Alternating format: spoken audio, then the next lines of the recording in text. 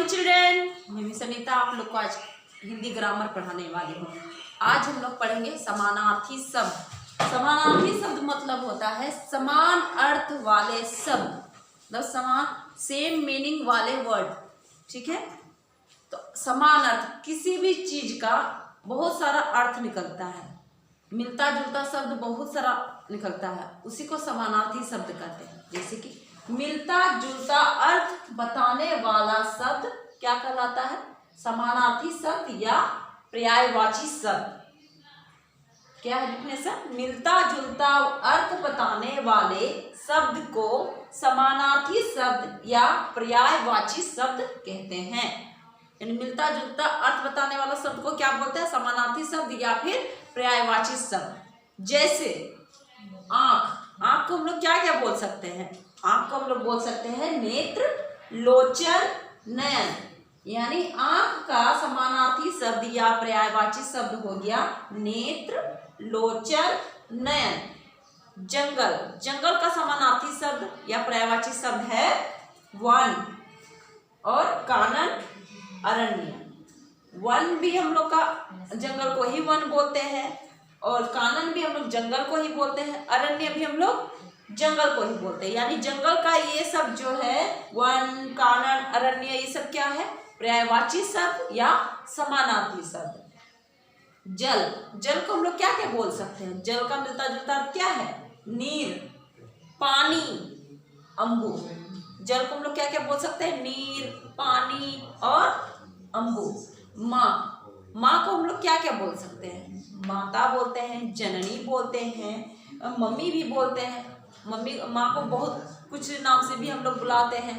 वो सब क्या है? मिलता जुलता अर्थ जितना भी होगा वो समानार्थी शब्द या पर्यायवाची शब्द होगा।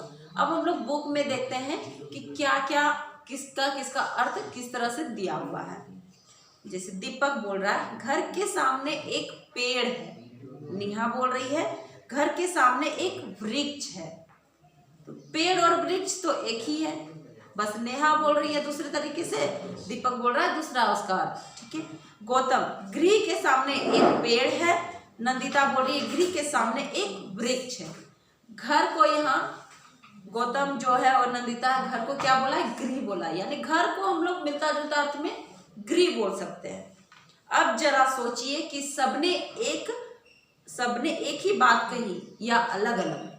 ठीक समझा आपने, सबने एक ही बात कही, क्योंकि घर को गृह भी कहते हैं, इनके अर्थ आपस में मिलते जुलते हैं, और पेड़ को वृक्ष भी कहते हैं, इनके अर्थ आपस में मिलते जुलते हैं। मिलते जुलते अर्थ वाले शब्द को क्या बोलते हैं? समानार्थी शब्द।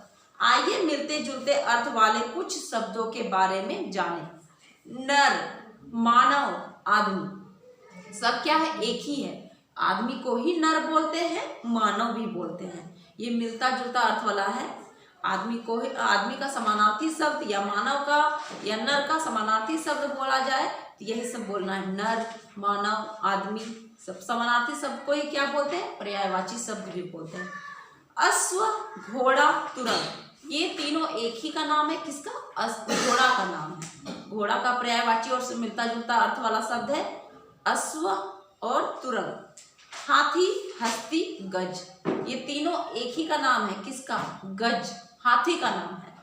हाथी का ही पर्यायवाची शब्द है हस्ती और गज। झंडा, पताका, ध्वज, ये झंडा का पर्यायवाची शब्द है समानार्थी शब्द पताका और ध्वज। नारी, औरत, महिला, ये तीनों एक ही होती हैं। नारी को ही औरत बोलते हैं, महिला भी बोलते हैं। कमल, जलज, पंकज, ये तीनों एक ही है। कमल को ही जलज बोलते हैं और पंकज बोलते हैं। जैसे आँख, आँख को हम लोग क्या क्या बोल सकते हैं? नेत्र और नयन। आँख का समानार्थी शब्द क्या हुआ? नेत्र और नयन।